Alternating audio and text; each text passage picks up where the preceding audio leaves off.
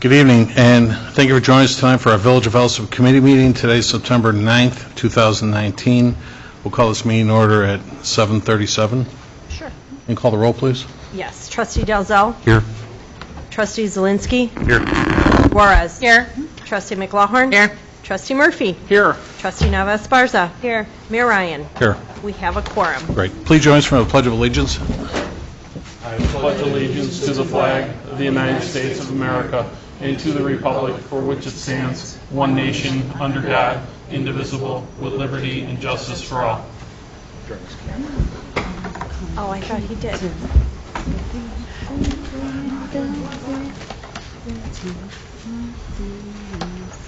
Gig for Roger. The delay messed you all up. I'm sorry. Give him extra time. I know. Tried. What can I say? He got me on one. Very good. The camera, I just turned out, Roger, it was stuck or whatever. So, again, thank you for joining us this evening. We called this meeting in order at 7:37. And, again, this is a Village Committee meeting, September 9th, 2019. Officers' reports, starting with myself. I did exchange some email recently, last week, with, this is a mayoral appointment. I need to still appoint 2 more people to the Police Pension Board, and I did get a request from Alberto Roca, who I've met Mr. Roca on a couple of occasions, good resident here in the village, and he did ask if he could participate on the Police Pension Board. He says he's willing to take all the training and so forth then too, so I'll make a recommendation to approve him, and I'll put it on the agenda for next week for the Police Pension Board. I still have to find one more person to do that yet too. We have 2 vacancies on that board right now. And I did, Trustee Alzell, I know you're on that board, so I'll send you the information on Mr. Roca too as well. Too. Thank you. Okay. And then, that's is my appointment. That's all I was in, just so it was my appointment on there. Yeah, it's not for a vote, but it's my appointment, yes. Next, I wanted to remind everyone that in honor of Latino Hispanic Heritage Month, the Circuit Court of Cook County will host 2 consecutive days of tours at the Richard J. Daley Center Courthouse on Tuesday, September 24th and Wednesday, September 25th. The tours help the court to reach out to the Cook County's many diverse communities, hoping to increase understanding of how the legal system works and to ensure opportunity to view how the court functions firsthand is available to everyone. Tour reservations are recommended. Tours are limited to persons aged 10 and older, with a maximum of 35 persons in a group. If you're interested in doing so, for more information, please contact cookcounty-court.org for more details on that.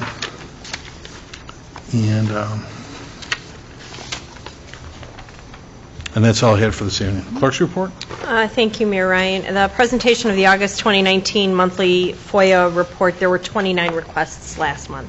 That is all, Mayor Ryan. Thanks. Public forum. Anyone in the audience wish to address the board tonight? No? No one?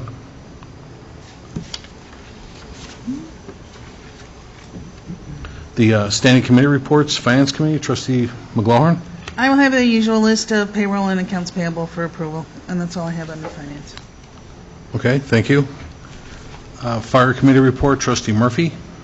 I have a request for approval for Chief Zielinski to attend the Illinois Fire Chiefs Annual Conference from October 13th through the 16th in Peoria for a cost not to exceed $800. And that's all I have, Mayor. Okay, thank you. Next, the Police and Traffic Safety Report, Trustee Dalzell. They have their presentation of the Police Department August 2019 monthly activity report. That's all, Mayor. Okay.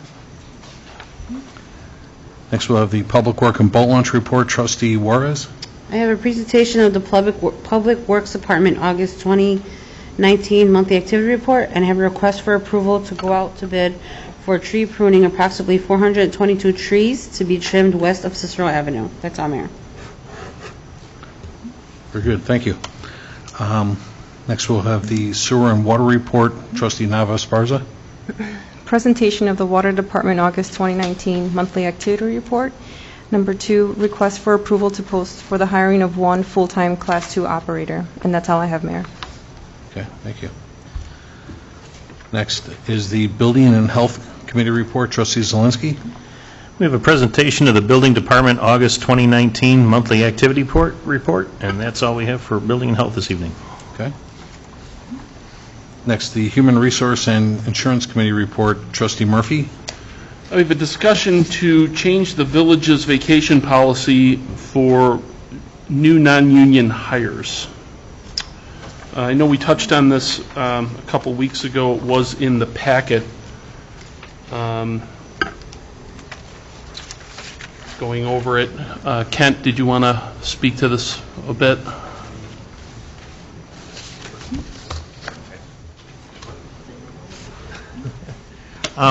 We discussed this last committee meeting. The vacation policy is proving difficult to attract non-union professional employees. We earn in arrears vacation, so there is no vacation for anybody through the first April 30th, and then there is only a fraction of a year for the next whole year, starting on May 1st. That's not the way it's done anymore. It's done when you start a job. For professional jobs, you start by getting vacation at the beginning of the job. So this just corrects that. It doesn't deal with any differences between the 2 weeks that most would talk about for most full-time employees being less than what people coming out of college are currently getting. It doesn't deal with that. It doesn't deal with part-time employees. It doesn't deal with union employees. And it doesn't deal with any existing employees. This is only for new, full-time, non-union employees that don't yet exist. And it just makes so when you start, you get some vacation days. You would get a fraction of the fiscal year you have left, not counting the month that you started, the fractional month you started, and then you'd get your normal vacation as of May 1st. Ken, I want to bring human resource into it. Sinead, can you give us an example of what's going on now versus what we're going to do, just so everybody understands? I can just give you an example of myself when I started. I started in December of 2017. From December of 2017 until that April 30th, I had no vacation time.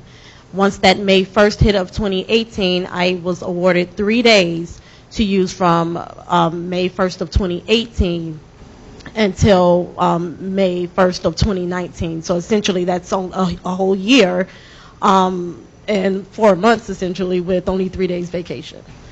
So this policy is just, like Ken said, just kind of bringing us up to the times where we're not awarding additional days to anyone. We're just making it where you have vacation days to use prospectively, is having them at the point of hire rather than having to wait a year and 4 months, such as someone like I did, like I had to.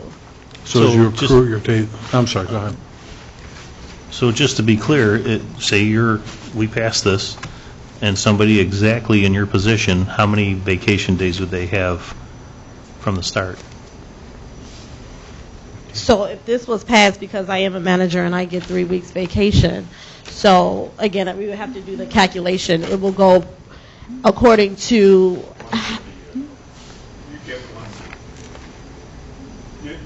So, and I'm just thinking, because I calculated prospectively with a September hire. So not using myself for an example, but again, say if we were to hire someone this month, they will start accruing time from October to April 30th. So that turned out to be around like a little bit over 46 hours a week.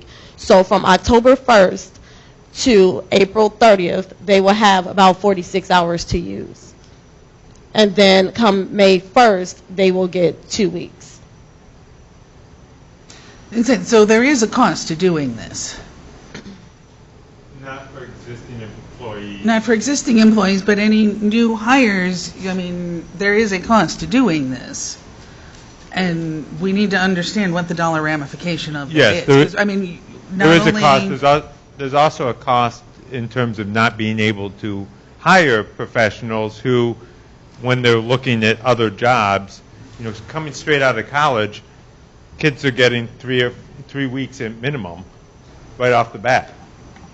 One of my I don't know what employees. world that is. I'm sorry, I've been listening to this for weeks upon weeks upon weeks. We Well- look at other municipalities and see what they do, because I'm a resident. You're talking about my tax dollars. Well, hold on. We look at Excuse me, other Ms. Sna- companies and make people work 6 months to a year before they earn vacation pay. This is my tax dollars. Excuse me, I know, but we'll- By people who are not residents. I get that, and we'll certainly we'll allow the public to speak to it, but let's finish the conversation that we're having here first. So, based on what Trustee McGlohan was just saying, what is the cost that would be associated with that? It would be the difference during that time period. So using Shanae as the example where she went 16 and a half months with 3 days, it would be granting the vacation days that first 16 months more in line with what the ordinance says beyond that. So for every new full-time non-union hire, which there aren't that many positions to turn over in full-time non-union. Most of our employees are union. We also have some part-time employees. So right now, say for instance, and we're just doing this for the record, just for everybody that isn't aware of the schedule that we use. Say for the contracted employees here, for all the union employees, what is their status? Like, how does that work for them? For the union employees? Yes. The union employees are in the same situation the ordinance is now, but the union employees, there are different rules in there that, depending on the union, that give some flexibility. For instance, the fire union, they work 24 on, 48 off, so they have some flexibility in their schedule. Police and fire also have Kelly days, which gives them additional flexibility. The union also can have comp time, which can provide additional flexibility. And the other thing that the unions have during that time is all of them have step raises in that first year and a half, quite a few step raises, so they're not getting the same percentage increase in wages that union people or non-union people are getting. So they have some flexibility in their schedule that non-union people don't have. I will tell you that municipalities have been going over the years to this schedule, exactly this schedule. At my last municipality, I was granted vacation days right off the bat. As a CPA, if I went to any CPA firm out there, I would be granted vacation days right off the bat. It is what is, for professionals, is the existing system. It's what you have to keep up with the competition on it. So you were able to get days right away when you came here? Not here. My previous municipality. Here, I started January 15th. We still got you. I got none of it till April 30th, and then I got 1/4 of 2 weeks for the whole next year. So that's my point. In other words, as Shanae pointed out, when you're getting hired, obviously you're going to start accruing your days, but based on that accrual, you only had 3 days off for the whole next year, fiscal year, until it came back up, until you qualified for 2 weeks off. That's what we were doing right now. What we're going to is still accruing those days, but being able to use those accrued days plus 2 weeks as opposed to working the full year, is what you're suggesting. Right. So this is, it sounds like it's a big deal, but there is very few turnover of full-time personnel being hired right out of the gate. You have to remember that a lot of our full-time positions, we have 2 chiefs, we have 2 deputy chiefs. They're not usually coming in from outside. It can happen, but they're usually coming up from the ranks. So those positions don't typically have turnover. Some of them are part-time positions. I have a part-timer. I have a vacancy right now as a part-timer. Roger has a couple part-timers. You have 2 part-timers as well. A good portion of the non-union are either part-timers or the chiefs, deputy chiefs that we're not talking about. We're actually talking about very few positions. In my department, I have 3 people. All of them have been there a lot longer than a decade. So we're not talking about huge turnover here. We're not talking about huge numbers, and we're talking about for the first somewhere between year and 2 years, just trying to keep up with where the competition for those professional services are. May I ask a question? Sure. So you're talking about accruing days, but also then being able to use them. As an example, if somebody is hired April 1st and they begin to accrue days as of April 1st is what you're talking about, correct? So, but you're no. not, I'm sorry, let me finish the thought.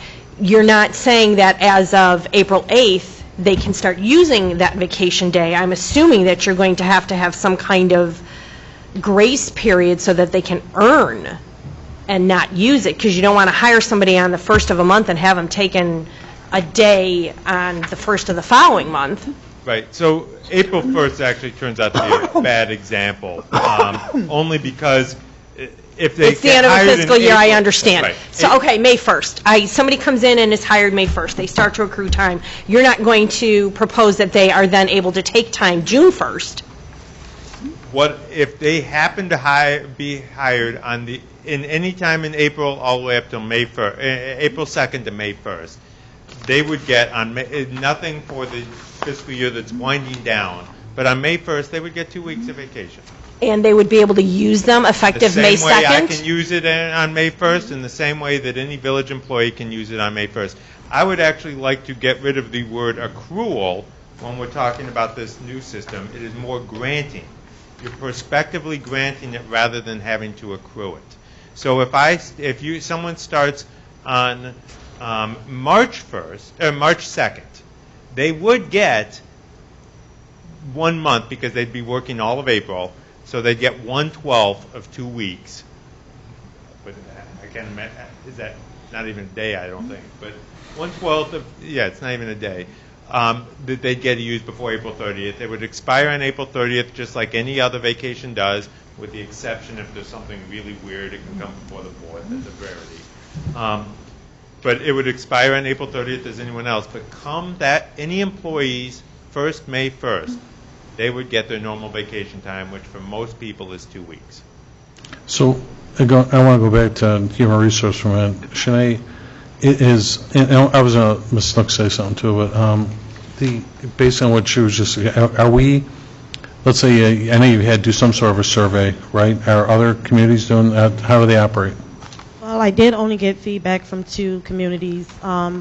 I know that Oakland, they do have a 6-month waiting period, but I did put the question out there. I did put it out there to the South Suburban Mayoral Association, a contact we have there, so I am waiting on actual results. Who else had a policy?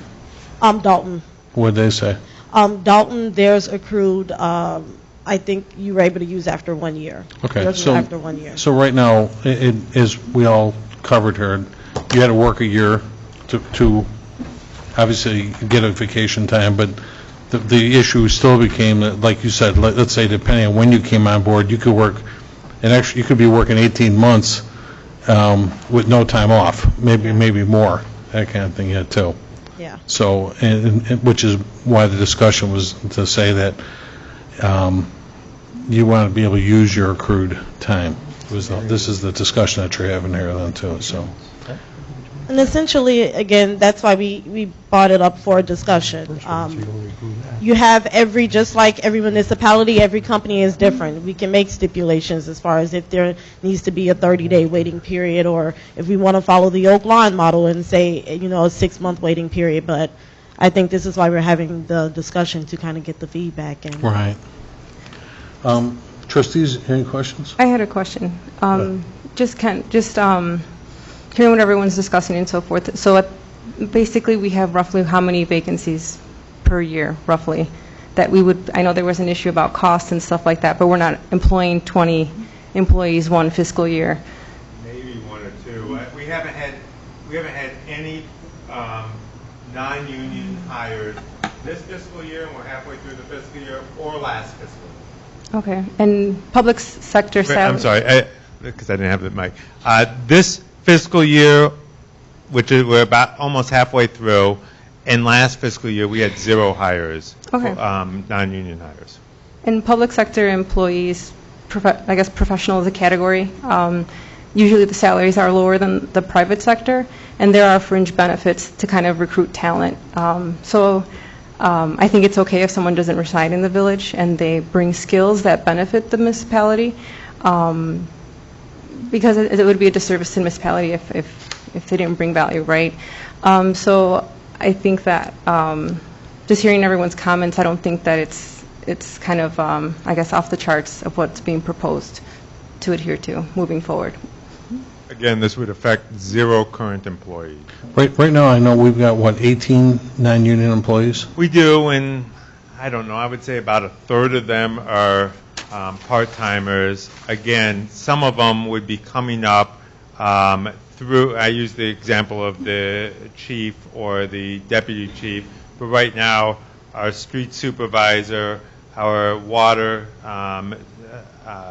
supervisor, they came also through the ranks as well, so they wouldn't be new hires coming in. So this would only apply to the full-time people who are new hires, didn't come up through the ranks from a different position,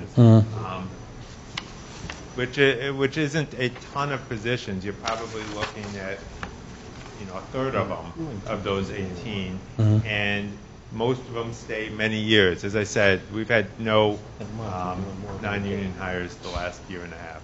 Okay. Trustees, did you have any questions? No? How about this side? Any more questions? Mayor, I was hired a manager in the municipality I work for, and day one, I got full vacation benefits, full sick benefits, full benefits for everything. And I'm also a public sector. I was at UIC. It was 24 days that we got when we started. How many? 24, as an academic professional. 24 days? Yes. Okay. So it's still don't have 24 it's basically the salaries, and then the fringe benefits that come with it. So 15 days, I think, is in line with that. Okay. Ms. Nix, I'm sorry I had to cut you off. I just wanted everybody to go ahead. If you want to finish your thought. Well, you got to do that. You got to speak here. To be official. They're being recorded. Thank you. I just feel there is too much control in one area, and I feel that private sector versus municipalities have to be dealt with differently. And also, won't there be some sort of problem in the future with current employees and new hirees being given equal time frames, equal vacation, et cetera, as people who are current now? I mean, isn't that going to be a problem at some point, too? People have been working here 2 or 3 years and are just earning a certain amount, but then new hirees come in, and they're given what these people have waited for vacation time? I mean, and again, I'm a taxpayer, and I'm sitting here week after week after week listening to people in your finance department continually spending our tax dollars on things that are constantly not really necessary. Well, and this new hire stuff is just... Respectfully, I'll disagree with that. It's not just a finance decision. This is a board decision, and it's Right. whether or not, we do look at outdated language from time to time, and again, we're just talking about how many times a year do we actually hire a non-union employee? So, it's 1 or 2 people, maybe, a year. Last time we hired a non-union employee was 2 years ago, right? It would have been you. But as Ms. McLaughlin, Trustee McLaughlin brought up, and it wasn't answered, what is the potential cost of this in the future? Well, it would have been the accrued time off. So you're talking, how does that work again with the cost would be the person's salary plus the accrued time that you're paying out for vacation. So Right. that cost will vary depending on the salary of the employee. Okay. And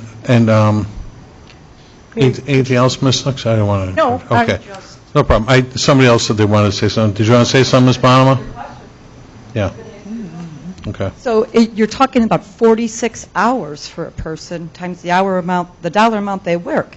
So you're talking about $1,000. And $1,000 to keep a person here, we spend all this time training them to do what we want to do. Then they don't get vacation and they quit. And we have to do it all over again. So now we're spending our time, our tax dollars, your tax dollars. No, I get paid for doing that. We have 2 people, me and Kent. That's it. The new hire at $51,000.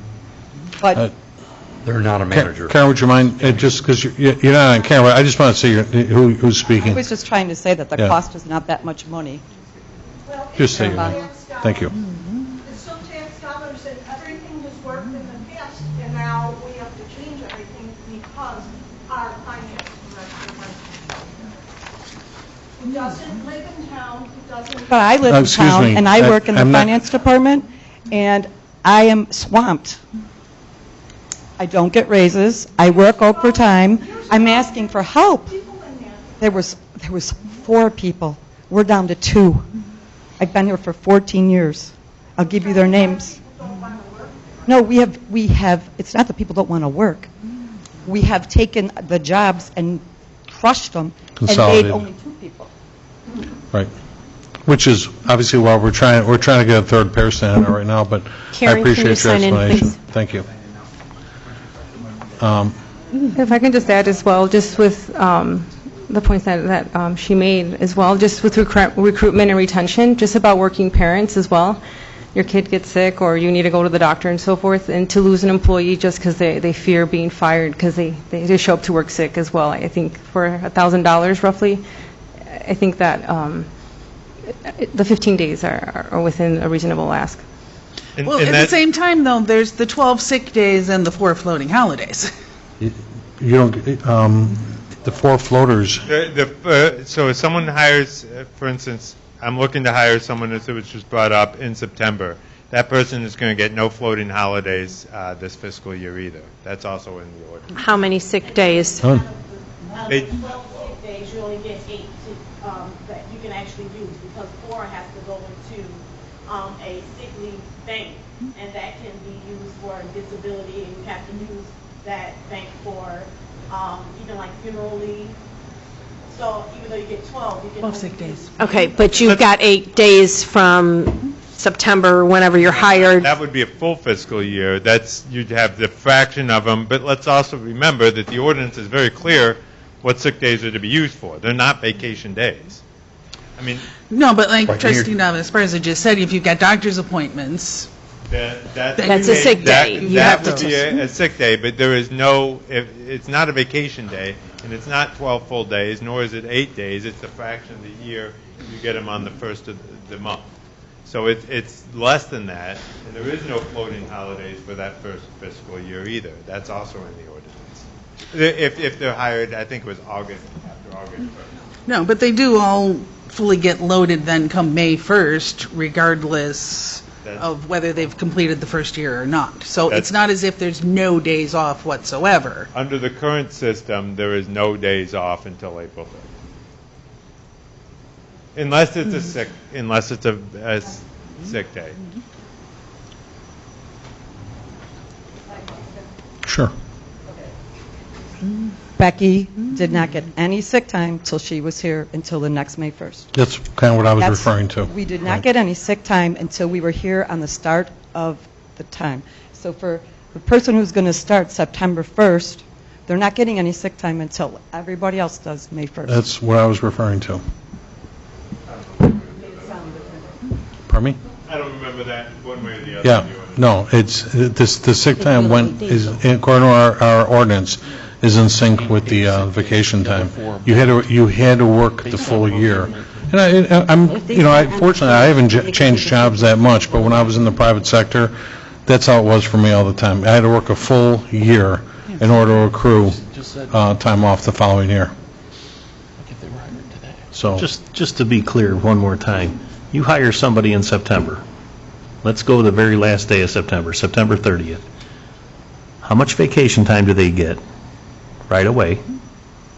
Under the current system. No, if we pass this If we ordinance, pass this, what would they be getting? They would get nothing for September, but October through April is 7 months. They would get, a year is 12 months, so they'd get 7/12 times 2 weeks, 0.833. which is, what was it, 46 and Like 0.83? Hours. No, hours. So 46 that's, hours, so it's that's a a week. tiny bit more than 1 week, because it's 7/12. It's a It'd be little bit more one than week for the half. 7 months, right. Okay, so they're going to get 5.5 vacation days Right. from And the then start. the 5 full and 2 6 weeks come vacation May days 1st. through April 30th, no floating holidays for that period. It expires on April Takes so 30th, much just more. like it does for any employee. So 5 vacation days, 8 sick days. No, apparently, no sick days. So we're not changing that. No, only vacation days is what we're looking And they'd be eligible to use those 5 vacation days beginning October 1st. at. Or, That'd be, day one. If you want to make it October 1st, it can be October 1st, but frankly, from, what? I would just do it from day to hire, I mean, a partial month. Right. Otherwise, again, just to review, under the current system and based on previous, just recent experience, say, we can speak to you and Becky came out at the same time. Let's just say, like Kent just said, if you, and Trustee Zelinski asked, if you came out in September and you had to go 7 months before you could even use that time and stuff then too, but actually, you had to work a full year. So you could go, you had to go, you'd be going almost 19 months without any time off. That's a long time. But then April 1st, you get 2 weeks plus. Right, your 12 days. all And the May extra. May 1st, you May get 1st. 2 weeks, plus you would get 4 floating holidays, yes. But again, coming out of school, people are getting their vacation right up front. The 2 of them are in the public sector, as they said, they got their vacation right up front. I think working 19 months is pretty excessive without any time off. Paid time off, and as Trustee Navasparza explained, sometimes that can be a little intimidating to somebody to work 19 months and not be able to take a day off. It's already been said.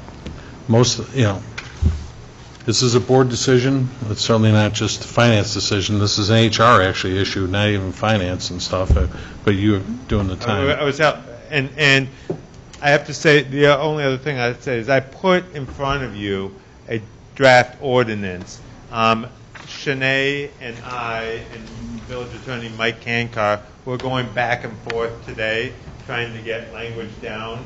The attorney had to leave, I think, for a meeting early. So this is, I call it a draft because the attorney didn't give his blessing. He gave his blessing the last time we did it, but there was still some tweaks. So the wording could change very slightly between now and next Monday.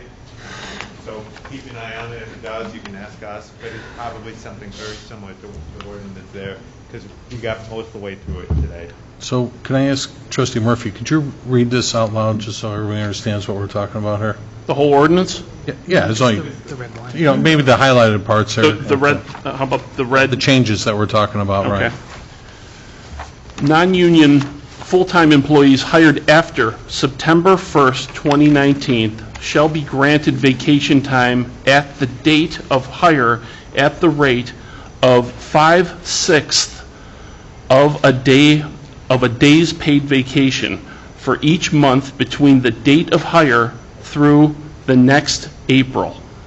Employees subject to the provisions of subsection 3B 1-4 shall be granted vacation time at the date of hire at the rate of 1 1/4 of a day's paid vacation for each month between the date of hire through the next April. First, So I'm sorry, go ahead. Can I, because, those are conflicting.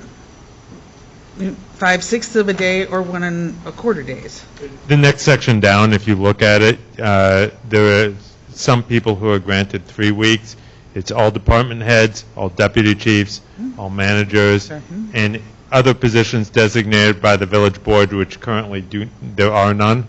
But those, the village board gives 3 weeks, essentially department heads, and village managers is IT and HR.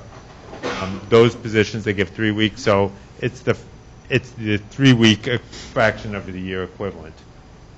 But for the most part, it's that first paragraph. For most Talks about B1 through 4. yeah, B1 through 4.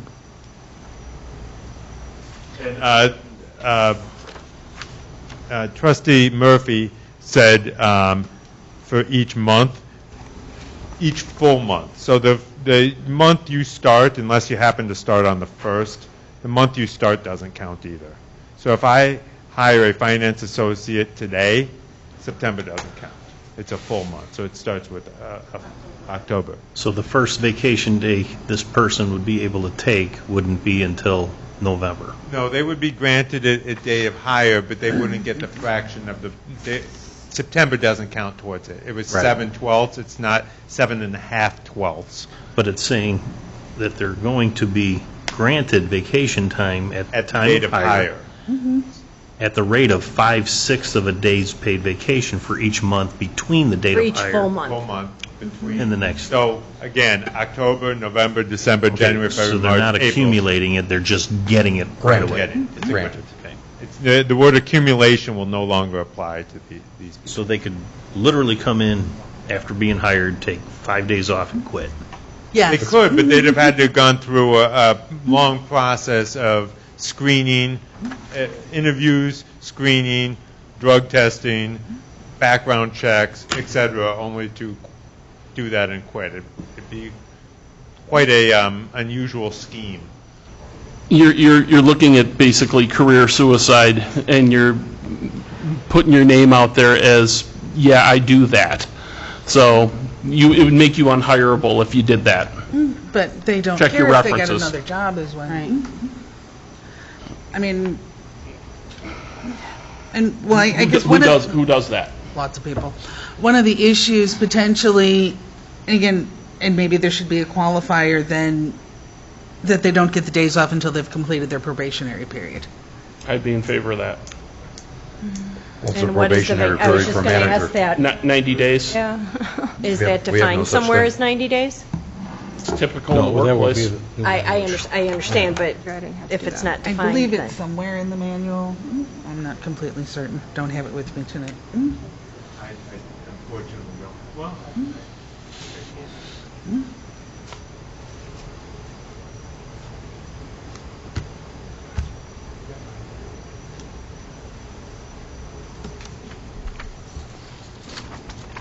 And the big thing, too, is that a lot of these positions, none of this is truly applicable regardless.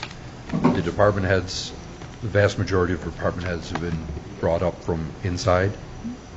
Deputy chiefs have always been brought up from inside. So, right. That's what I'm saying. For the lion's share, Erica. our employees have been enhanced from inside. I mean, this really does apply to very, very few people on a year-by-year basis. And even so, we're talking a one-time thing. We're not talking an annual thing. Materially, you guys have, the amount of time that you've spent on between last committee and this committee is considerably more time for dollar amounts than most of the things you talk about, because this is a fairly rare event, and it's usually 1 or 2 people, if any, in a given year. So, Trustee Murphy, obviously this is you're the chair on this committee. I certainly want to steal your thunder. What do you want to do with it at this point?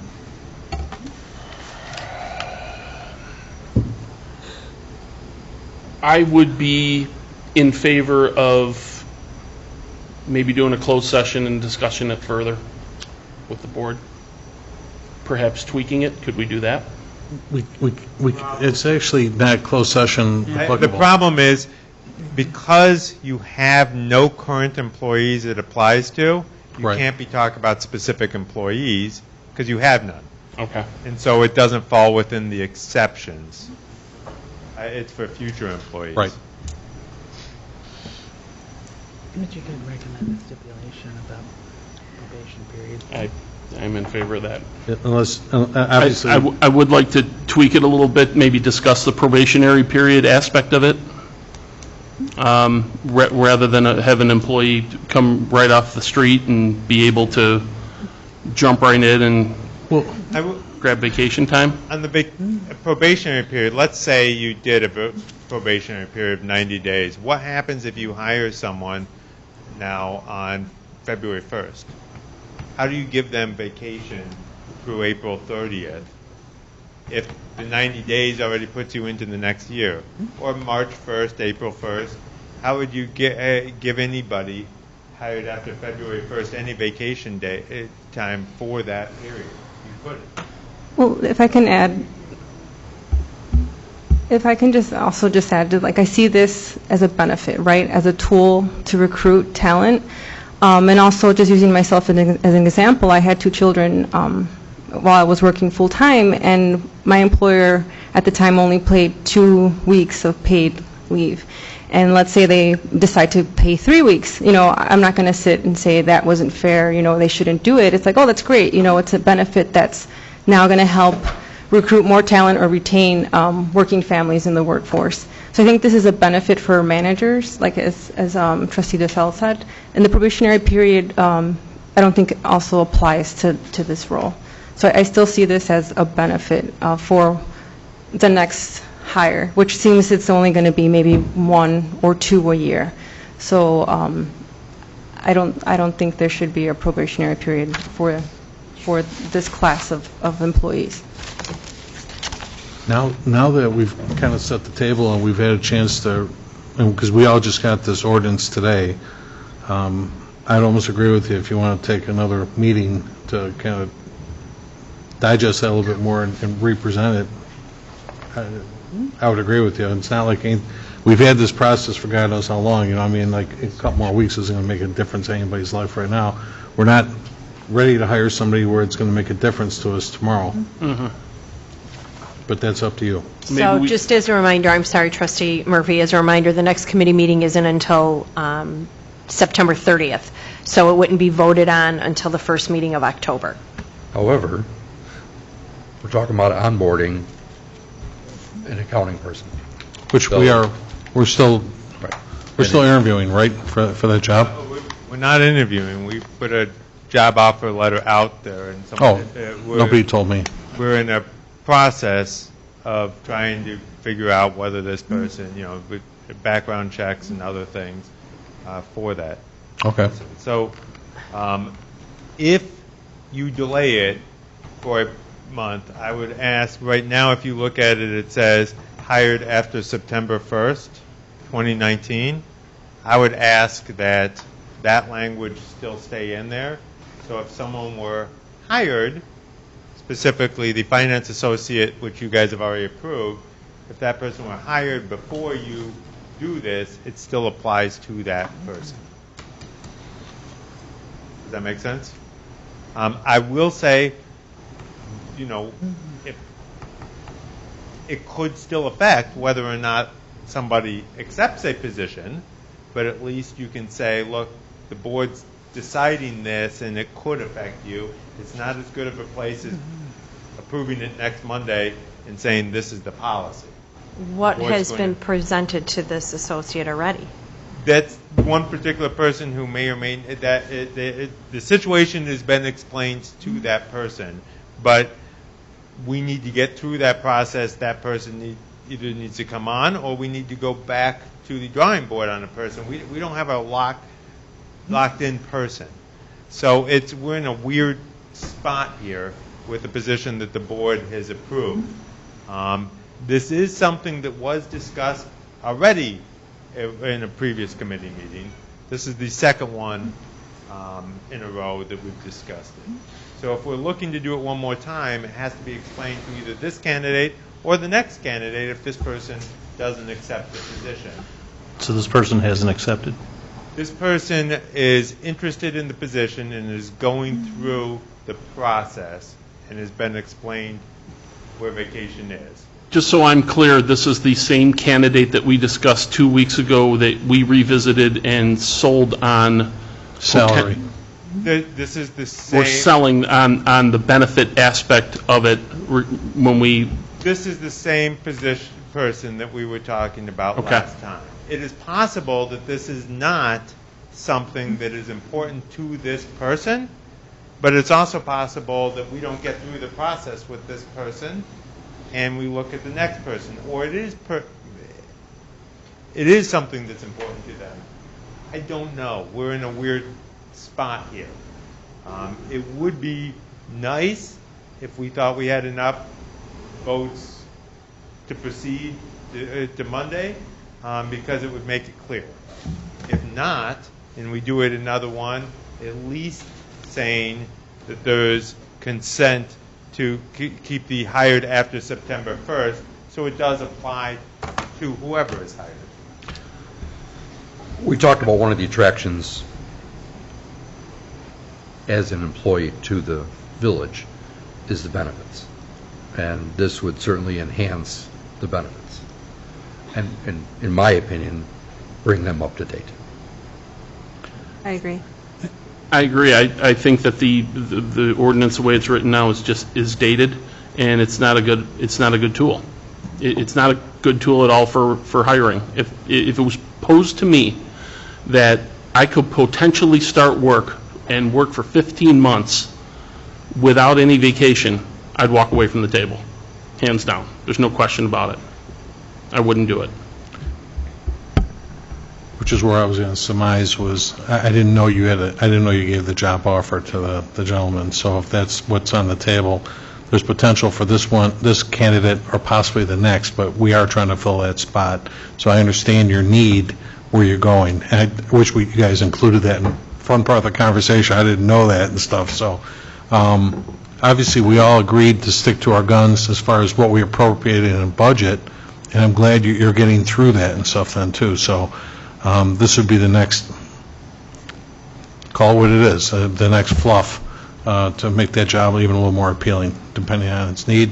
And as you said, if you were to hire somebody right now, mid-September, that person, by ordinance now, isn't accruing any time off. You know, they're gonna be working here for 19 months without any days off and stuff then too. So. I still don't see why we can't just grant them the time that they're accruing. Let them take it off as they accrue it.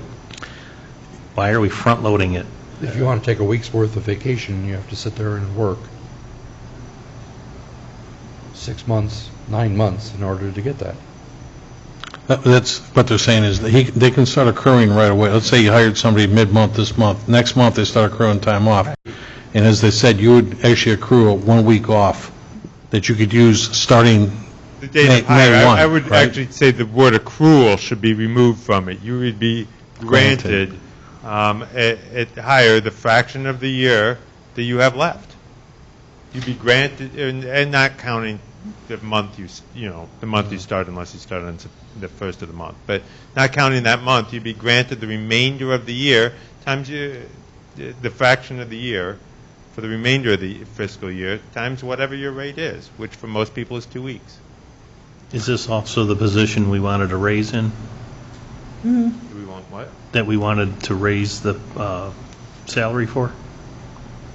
Yes, but that did not go anywhere. That position did not change in salary. So it's still the same rate. We're just, No, those were brought up at the same time. right. The But I'm two saying it issues didn't go in anywhere. terms of hiring was that we have an antiquated vacation policy, and I wanted to tweak that rate a little bit. The board said no on the rate tweak. They said we'd come back to us on the vacation. We're back. Okay. I don't have a problem with front-loading it. If it's going to be an enhancement to get a good recruit in, I'd be all right with it. So, like anything else, why don't you follow through then, and if you like the way the language is on here, that's what you're going to be proposing, or asking the board to approve next week then, Okay. all right? Yep. Anybody else on the subject before we move? Okay. And the ordinance will be in the packet, your regular packet. If it does change at all, it'll be there, but it would be a very minor change. Again, the attorney had to leave early today, so he didn't get to see, back and forth with Shanae and I during the day, but he didn't see the very last one. It would change very slightly. Whatever change it would be in your packet. All right, thank you. I Trustee don't think number we 2? did point 2, correct. Okay. Discussion for non-union wage increases, sick time, bonus time, elimination of longevity adjustment. This we can do in executive session. Who's speaking at Shanae, or? Well, we can just say that this one, again, I think with both of the issues that we have under the HR agenda today are just based off the feedback that we're getting from, so this will be from current employees. So again, this is just something that we're bringing before the board for discussion as far as just kind of the comparison of the non-union union employees versus what the union employees' benefits are. And so, again, Kent has prepared the memorandum regarding the wages and longevity, and as well as the possible elimination of the sick leave bonus days that are granted now for any unused sick leave for the year.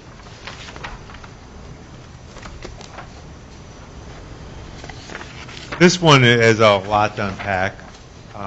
This one doesn't have to be decided today, in the same way that it would be helpful to have the vacation one decided. This one doesn't have to. There's a lot to unpack here, so we can have a discussion. This one, one of the trustees asked about having it in closed session. This one could be in closed session because we are talking about actual specific employees. If that should be your desire, we can talk about it now. You guys can digest it now. You can decide it now. You can decide it in another meeting. There's a lot to unpack. But basically what it came down to is we would traditionally, after the last union contract or after the ASME contract is signed, we start talking about non-union wages. Because so much of this board is new, we wanted to give the background of sort of the wages and how they differ between union and non-union. But also, this board, a number of members of this board talked about the needs to eliminate the sick bonus days, which mean if you go through a whole year of not using any sick days, you're granted 2 bonus sick days for your bank should something more tragic happen to you at a future date. So part of that's a benefit that we're now down to just non-union employees have. Fire had that until their most recent contract was up. As part of what Fire got in eliminating those days was they got a personal day, which essentially said if you want to use an extra day, similar to a vacation day, you burned a sick day. That's how you guys took it out, the bonus days for Fire this year when you approved the new contract. The difference between union and non-union is there's two bonus sick days and then a personal day. With Fire, you're talking 24-hour days. With non-union, you're talking 8-hour days, but otherwise it's somewhat akin. I don't know if that's where you want to go. I'm using it as an example because that's how you handled it with Fire. There's other ways to do it. I made a suggestion what that either goes with that or is an alternative to that. That is the a number of department heads over the years in this boardroom have said that department heads aren't listed on for longevity. For some reason, there's a sentence that excludes them. They said, look, that would be a way our employees get longevity. We don't. If you're going to take away days that are literally days that we can get, maybe we get longevity. That would be for department heads. My suggestion for non-department heads is not only do unions get step increases, but a contract ago, fire got a $1,000 signing bonus. ASME got $1,500 signing bonus. This time ASME's got a $200 signing bonus. So over 2 contracts, they got $1,700. Maybe non-union, non-department heads would get $1,000 one time because they're going to be losing potentially 2 sick days a year for the rest of their career.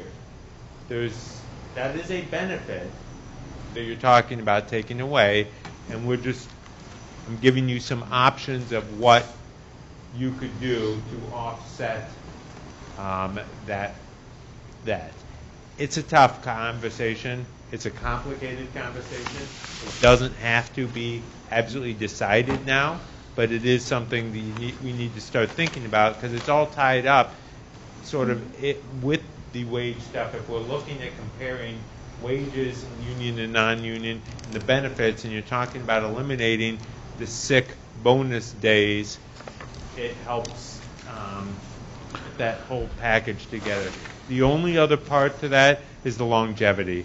The longevity in the village code is exactly the longevity for the clerical union. That's the way it's been. The clerical got nothing for part-timers, but full-timers got an extra $200 once it applies to them. To match that, you would raise, it's been many years since it's been raised, $800 would become $1,000, $1,200 would become $1,400, $1,500 would become $1,700, just like ASME. I don't want to cut you off, but that's exactly where I was just going to go with this. I really do think we need to bring this up another time because I really think we need to put values next to each one of these entities. You know, like, say, for instance, what's the value of a longevity? What's the value of you know, the time that, you know, the 2 days bonus days that you're going to give up? And I really think you need to put a value next to each one of those to have a better conversation. Otherwise, we're talking about words. Well taken. I think it's a great point, and if you would like that for 2 weeks from now, we can absolutely, 3 weeks from now, we can do exactly that. When you get a group of 7, 8 people sitting there trying to digest that, I think it's always best to have examples here all the time, too. So, no issue with that. When you're talking the elimination of these 2 days, are we talking current employees or future employees? This one is current, which is also, by the way, why if you ever wanted to do this conversation in closed session, you can do it because you are talking about actual you said that already, employees. right? I don't think it's here or there, but I'm the department head this would not affect for more than 5 years from now. So I just want to, it's in a way it's nice it's coming from HR and finance because this doesn't affect me in any way.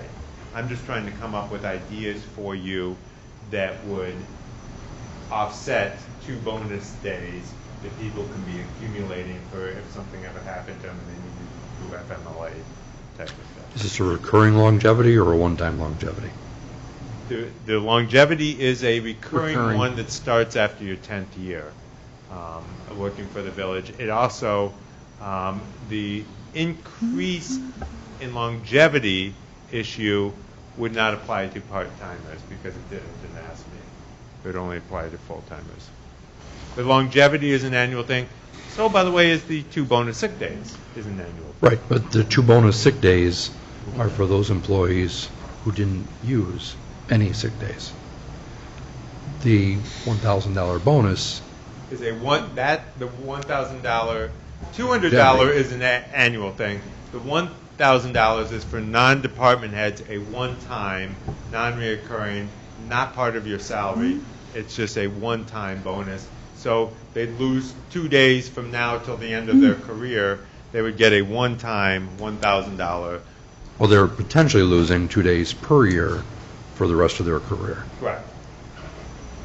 That's kind of where I want to break that down to, what the value of all Say that was. one-time 1,000. So it is going to be a little difficult to compare in the way that the mayor does, but we will still do that.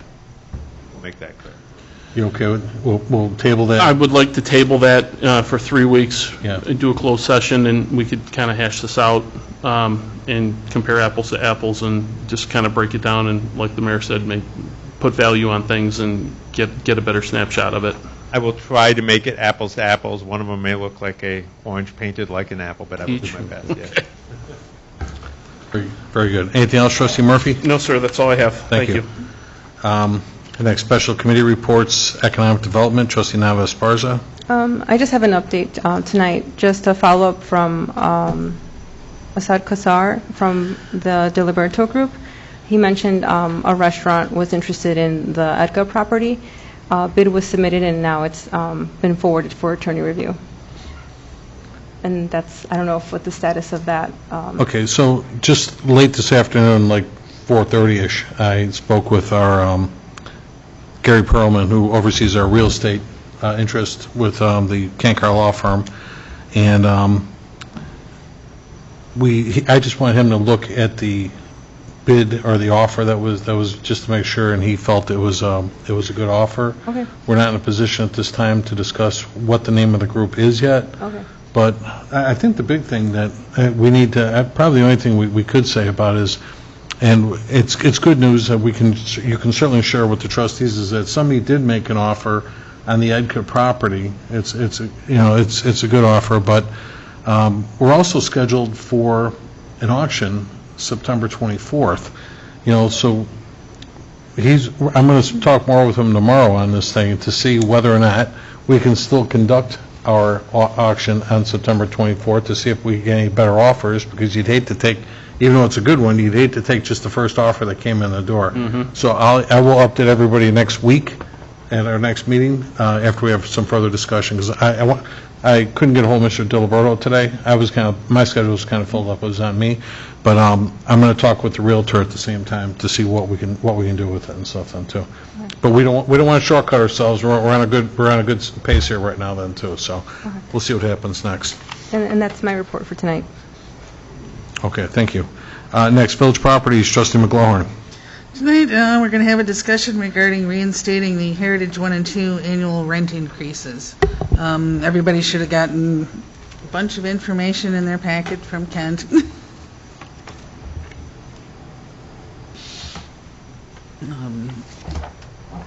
And then there's the financial statements for the past couple of years. I have it up here if you want to look at mine. Oh, that's all right. I'll slide it down here real quick.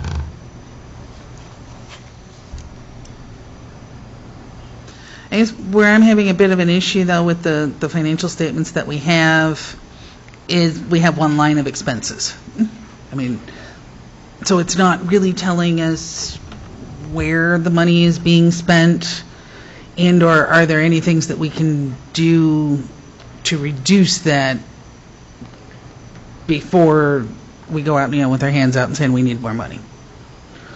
Well, good, Roger. You've got a microphone. Okay. So, at this time, my capital plan coming up, some of the bigger ticket items in next year's, in 21, we're looking at over $1 million for windows. This year, we're looking at doing the $130,000 for the ComEd upgrade for the closing of the loop over at Heritage for the elevators. The concrete patios at Heritage 2, a continued updating of the kitchen and bathrooms, the new pool next year over at Heritage 1, which I've started this year.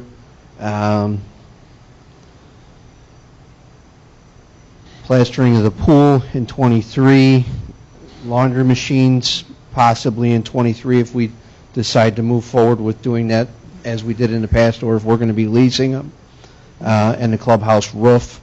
Some of those are the bigger ticket items moving forward.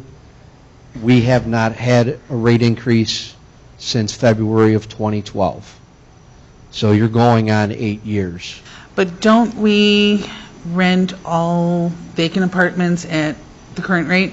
I mean, at market value? So it's not that they're paying the 2012 rent, they're paying That's correct. market But value. the issue that we have is you have somebody that's been there for 25 years, they are paying $595, $605 compared to what we're getting at $1045. Roger, can I There's ask, a big disparity there.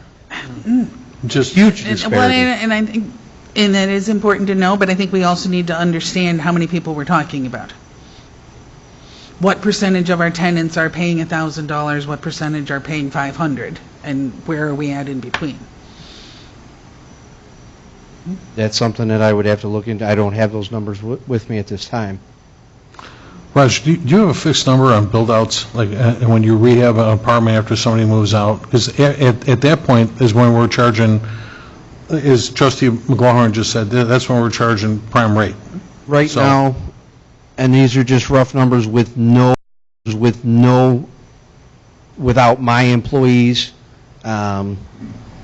labor costs for smaller units, $76.35, for the larger units, $10,920 Okay, so, is what we're putting into these. so it could- Every it could- unit? I'm trying to do every unit as we flip them, or as we get them available.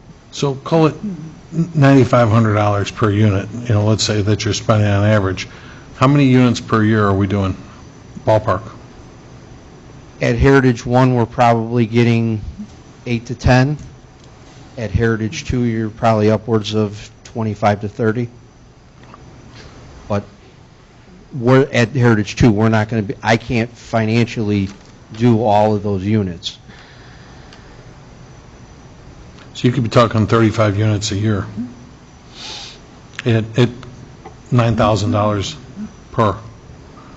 Correct. But So again, is- what are we including in that amount? Redoing the plumbing, all the tile in the kitchen and baths, brand new carpeting, re-drywalling, painting, cabinets, tile work, the tile itself, and then new ACs. So every time we turn over an apartment? That is correct. Whether it's been It's 1 year completely or 5 gutted and- years, or... Well, I said, why are we doing that? I mean, I would think that those things have a lifespan that should be longer They than... do have a lifespan, but people that have been there for 25 years, they have to be done because the And cabinets are the rotted. 25-year If ones are somebody's fine, been but there you're saying for- every unit. So we're talking potentially that we're doing somebody that's been there a year, 2 years, 3 years. No, and- if it's been 1 to 3 years, we're not flipping those. Those are something, but typically when they come, they stay. They're there for 10, 15, 20 years.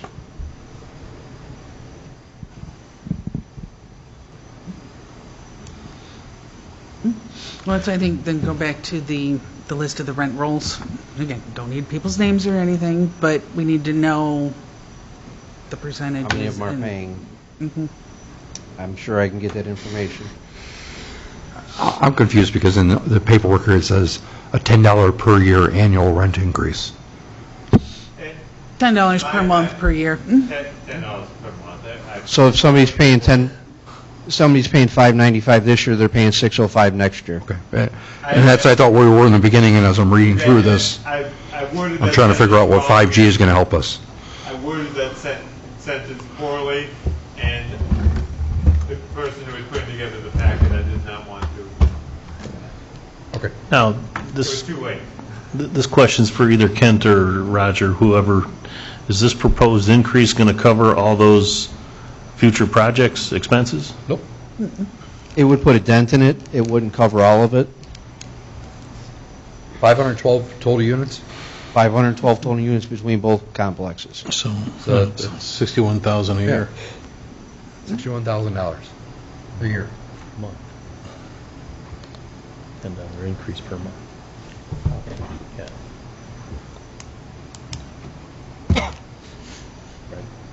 That's 100, yeah, because each tenant's going to pay an extra $120 a year. You are correct. Yeah. So, and obviously, and then that's this year. Next year it goes up another $10. No. Yeah, it's a progressive, it's progressive. Right. It's $2 increments. No, that's what Kent wants to add on top of the $10. That would take many, many years before that would go into effect. It's indexing in the same way we index other things. But to get a cost of living between $10 and $12 would take so many years that 10 years down the road, we may be talking $12, because $12 10 years down the road is worth $10 today. It's not even worth paying attention to that. It's really $10 a month for every time a new lease is signed. So every year it would go up $10 a month.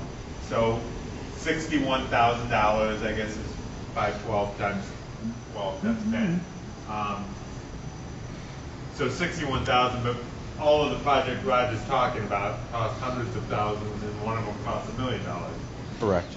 So it's So over the course of the next 5 years, it doesn't pay for itself. It's not going to pay for itself. you bring in the another next 5 years. $305,000 in 5 years. Take 20 years to do that $1 million project.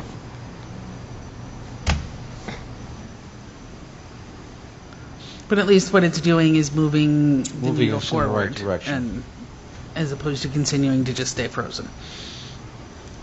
So is that what you want to stick to, the $10 a month proposal? That is what I would propose, is to go back to the $10. But that's only for new No, that signed is for leases? That is for everybody? Okay. Every signed lease Okay, going Because forward. Kent had mentioned only And- new leases, New- but, Everybody new signs a new one. re-signings of leases. okay, So okay. every apartment out there when you re-sign. And what I would ask is you guys direct, whether it's 30 days, 60 days, 90 days, it takes effect in that time period. Well, we're going to serve notice. Correct. I mean, I would definitely give it, I would say, let's not make it October 1st. I would say, let's give it 60 to 90 days. This way, we can put it out, say, December 1st. Everybody now knows December 1st, that $10 would kick in. And certainly, they've got ample time to evaluate their situation. Correct. Raj, I tell you, I mean, obviously, I'm looking, as Trustee McLaurin said, I'm looking at what the budget was on all this. Are we covering the cost of those 35 build-outs every year? The way that I proposed I'm it a little concerned is the when you look at these. $50,000 Yeah. line item at both places is what I'm trying to do, which at Heritage isn't going to cover it. Heritage 2, I'm sorry. Heritage 1, depending on the lower side, yes, it may cover it at 1, but it will definitely not cover it 2.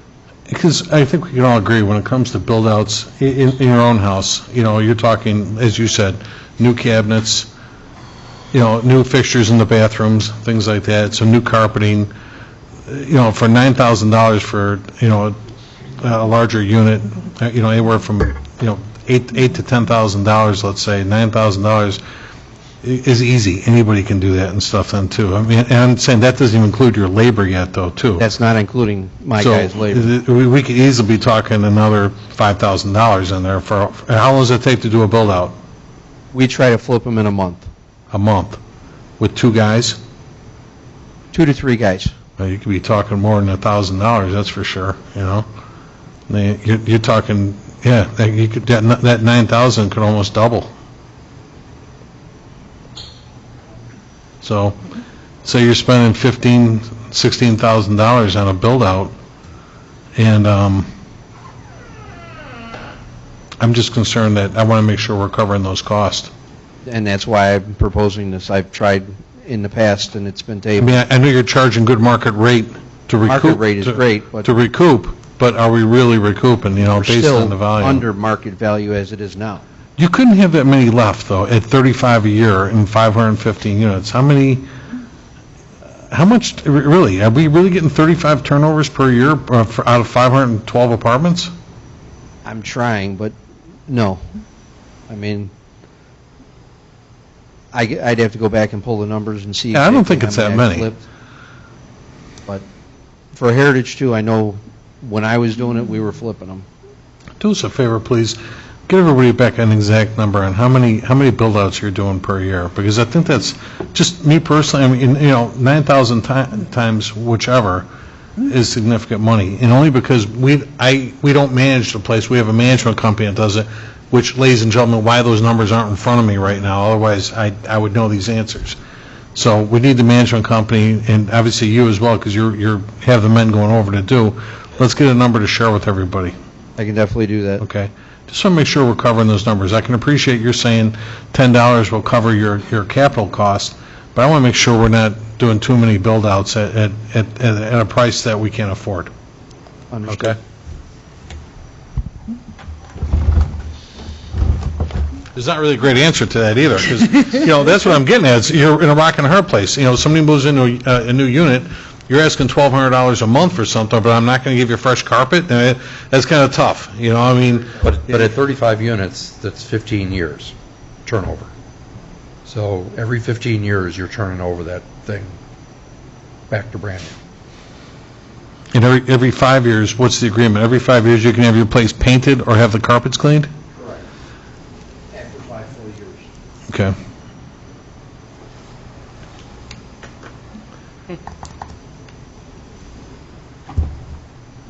So according to our budgets look good. It's just that we're not covering the capital expenses. Well, So you got to factor into the bonds. At what point in time are these bonds gone? They've got quite a few years. I'm trying to remember. I know on one of them, it's water that goes out to 33, 32. One's in 23, but what's the other one? The smaller one at Heritage 1 expires in 23, but the other one is further out. Yeah, possibly 32. So 32. So they've 2032 on the bonds. possibly on one of the bonds, and the other one's on 23, is what I'm being told, which is, I think is right. So we're budgeting correctly. Our budgeting is fine. Obviously, we do this every year. It is and it isn't. I mean, what I did say in there is that 7 out of the last 8 fiscal years that we've audited, one or both of them, usually only one, thank goodness, but one or both of the heritages have actually had a net loss. But here's the thing on that one. He's been at 97, 99% occupancy during that time. When 2009, 2010 happened, that dropped, and that sort of cleaned out a good portion of the fund balance for the heritages. Should our economy take a downturn again, we're already frequently having net losses. We could be in a very difficult situation where the fund balance not only goes down, but maybe in a bad situation, there isn't fund balance. In that case, the general fund is the backstop for this. It already is in the bonds. Those bonds are GO-backed.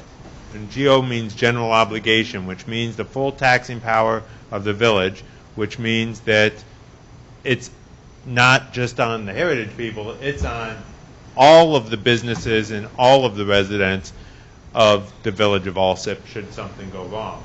It would not just be from the bonds point of view, but it also be from, in general, if there's no fund balance in heritage and you have to maintain heritage, it's coming out of the general fund. If it comes out of the general fund, it's from taxes. Well, which is why we're trying to be proactive So here. the fact that it's been 7 out of the last 8 years, one or both of the heritages have had a net loss, on the whole, it's managed to maintain it because the other times they haven't. But that's in good times. And in order to be 99% occupied right now, it means that, and I don't know that Roger wanted to say this, but I'm finance. There's no apartment building out there that's 99% full unless you are charging slightly less than market rates. So we're, that's in the good times right now that we're looking at. It drops and we can be in trouble quickly. You have to have market rate rent increases. There's no other apartment complex that's out there that you will be able to find that had no rent increases in this economy since February of 2012. And even before that, you were under market rate increases. the $10 or whatever it was being charged back then was already below market rate increases. That's how we got to the point where he's listing some apartments that are half the price of the other. It's not based on need. If it was based on need, that'd make one sense. It's based on how many times you've gotten the discount before, leading to your next door neighbor paying twice what you're paying or half what you're paying. Understood. And again, we're talking moving forward, not only keeping up with market rate, but capital plans too. There's infrastructure issues we have to keep up on. You know, every year we tackle a different program, and there's always some unforeseens, and that's what we're looking at right now. ComEd's recommending that we upgrade our power system a little bit. You know, when you get extreme heat, the elevators want to malfunction sometimes, and we have to get a new closed delta system to repair that and so forth then too. So we're working with a lot of other entities on to obviously be to have the equipment function as it should, period. That's that. What I'm saying, the $10 a month barely covers the increases that we've received from the city of Chicago for the water and our True. increase in We have garbage to keep rates. up with all that. So,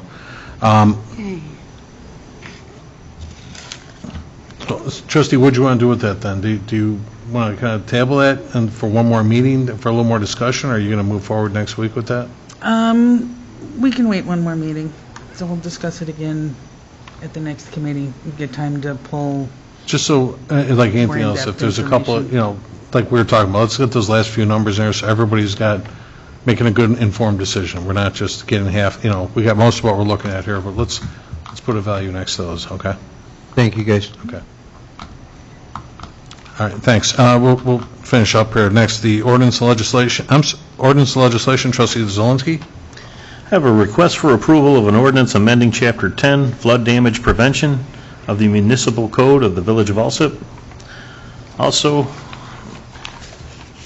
as the law currently exists, a municipality imposing tax commencing September 1st, 2020 must deliver a certified copy of the same to the Illinois Department of Revenue by June 1st, 2020.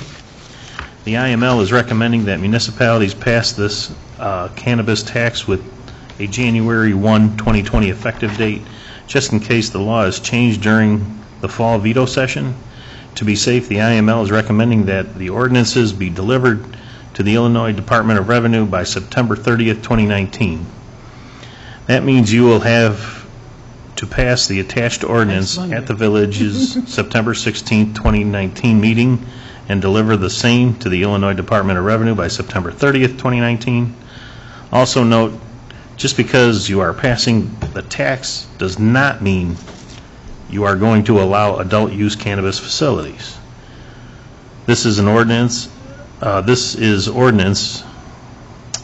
is just a safety net in case you are going to allow adult use sales and the law is changed to allow the tax to take effect January 1st, 2020. So is this a memo from Joe Kankar that Trustee Zelinski was reading from our village attorney, and that's really all he's saying is that we're acknowledging that there will be a tax imposed and that we understand the tax, but we're not voting on anything to do with cannabis at this time and stuff then too. That's correct. Right. But if there's tax money to be had, we want in. Exactly. We're reserving our right to tax. That's all we're saying here, right. So any questions on that? No. Okay.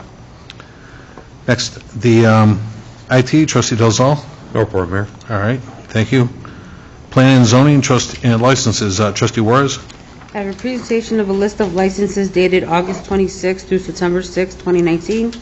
Discussion of case number 2019-08-RS-100 for the property located at 11915 South Carlove subdivision, combining 3 lots into one. The Planning and Zoning Commission heard this case on August 28, 2019, with a vote of 5-0. I also have a discussion of case number 2019-08-SU-100 for the property located at 4627-33 West 120th Street to change from I-1 Industrial to an I-1 Industrial Special Use for truck and trailer repair. The Planning and Zoning Commission heard this case on August 28, 2019, with a vote of 4-1. That's all, Mayor. You know, you were saying, obviously, discussion on the case. I saw Stan Graycheck, sir. Oh, go ahead. I mean, if you wanted to speak, sir? Go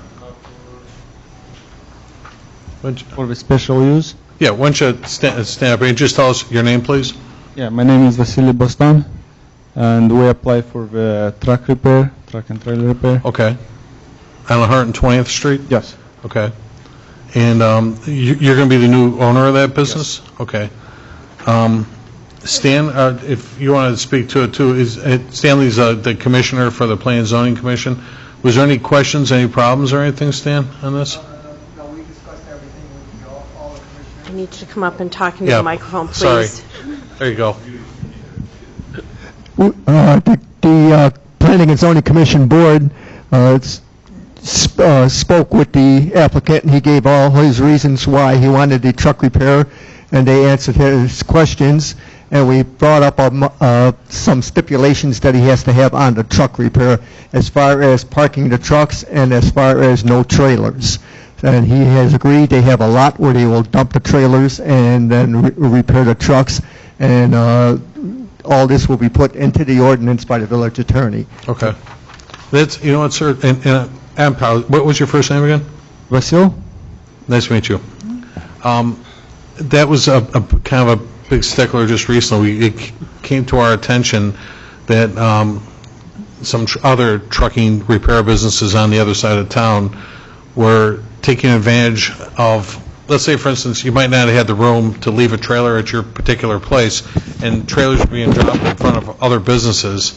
And certainly the other businesses Indoor just are, dropped on the street. yeah, are offended, or let's say they might be damaging streets, which is why that was brought to your attention. So, as Stan said, there's provisions to say that you won't be doing that and stuff then too. We have a parking lot close by, and you've got rights to that?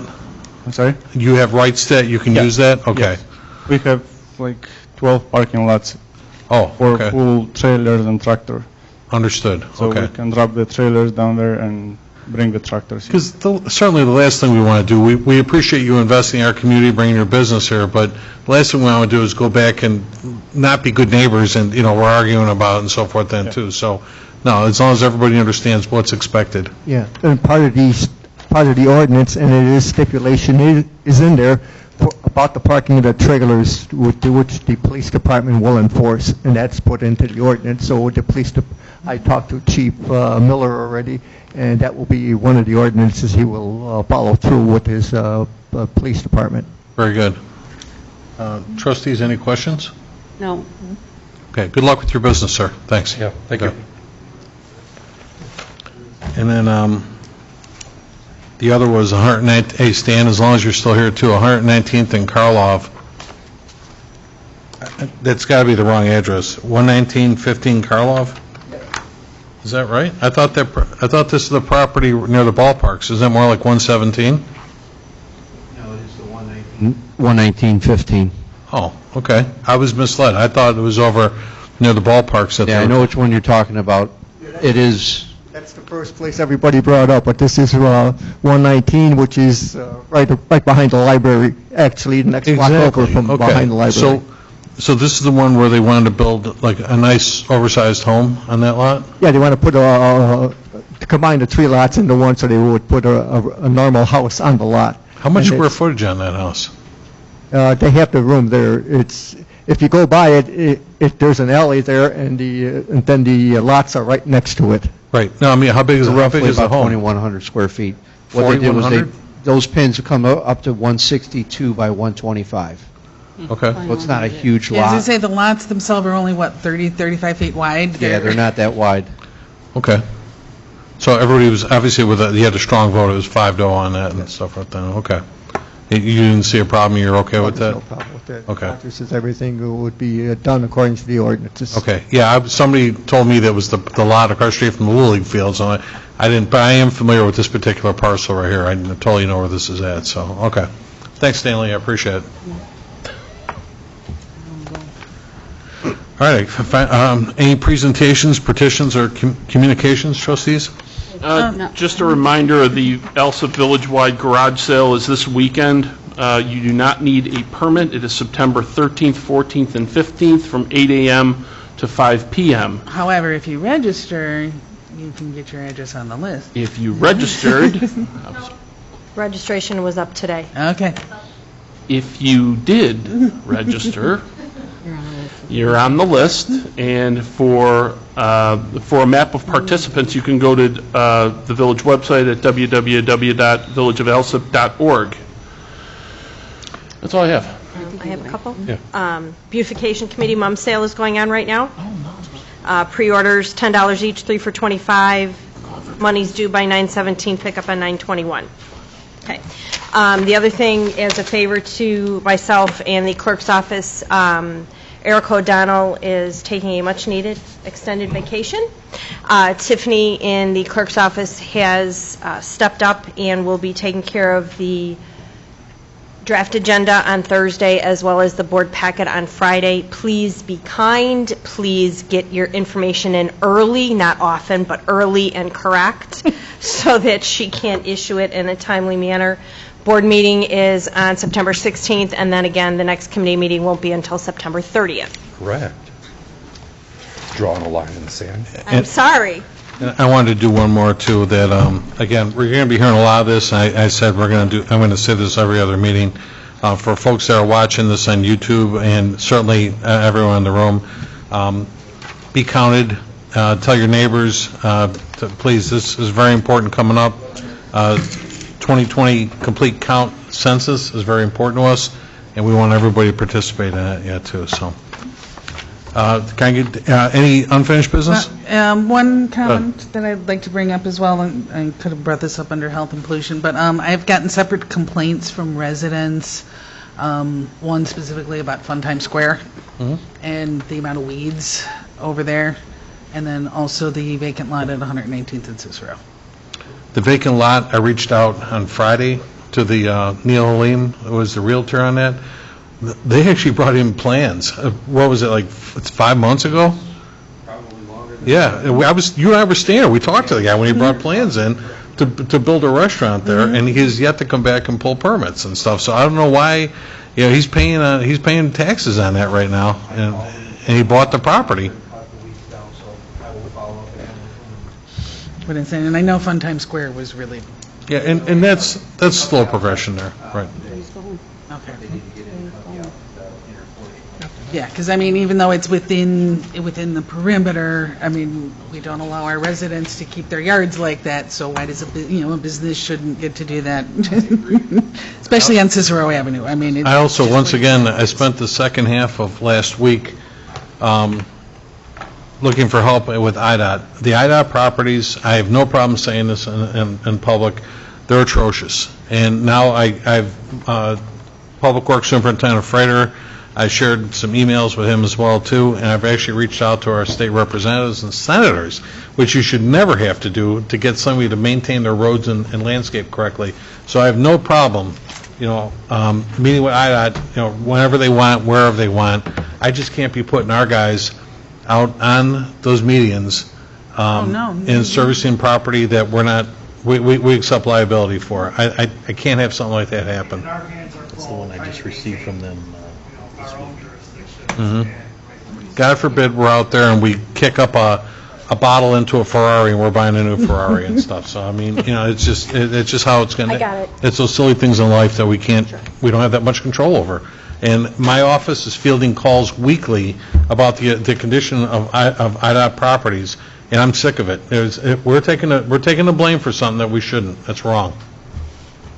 Did you guys have a question on something? No, just one other thing to mention, that the community event for Walgreens Wellness and Community Event is this coming Saturday, the 14th, from 10 a.m. to 2 p.m. Honored guests, Trustee Zielinski, Murphy, and Esparza. Go to Walgreens, get some good stuff. Thank you for doing that, you guys, too. Okay. I had another commitment that day. Any unfinished business? Any new business? Can I get a motion to adjourn? So moved. Second. All in favor? Aye. Thank you very much. We adjourn this meeting at 9:13. Have a great evening, everyone. Thank you.